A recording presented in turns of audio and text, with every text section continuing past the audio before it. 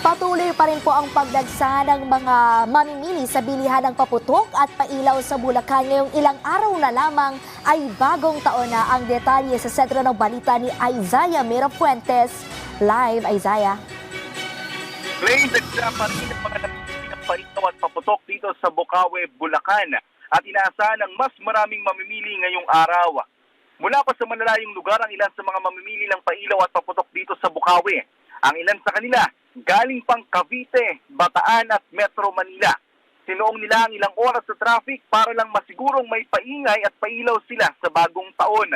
Karamihan sa mga mamimili ay bultuhan kung bumili dahil ang ilan ay tradisyon na ng kanilang pamilya ang magsindi ng paputok at pailaw kada magpapalit ang taon. May ilan naman ang mga tindero at ibibenta raw nila ang mga ito sa kanilang lugar. Sa presyo ng mga pailaw at paputok, malaki raw ang matitipid dito. Ang presyo ng 16 shots aerial ay nasa 1,300 pesos. Ang 20 shots naman ay nasa 1,700 pesos. Sa lucis naman, ang 10 piraso, 70 pesos.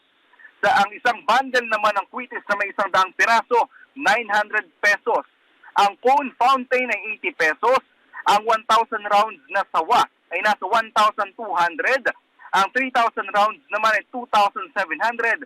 Habang ang 5,000 rounds ay nasa 4,700 pesos.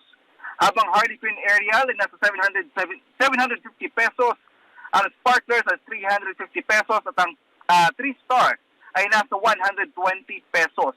Makikita rin dito sa Bocaue, Bulacan ang listahan o isang malaking whiteboard na listahan ng mga ipinagbabawal na paputok. Kabilang naman ang Kabase, Quiton, Atomic Bomb, Coke in Can, Goodbye Philippines, Bin Laden, Flapla at Piccolo. Kabilang rin sa mga pinagbabawal ay ang Bagyong Cristina, Karina, Ulysses, Yolanda at Pipito. Ang bawat mga tindahan ay may fire extinguisher at may mga drum ng tubig para sa kaligtasan ng mga nagtitinda at mamimili.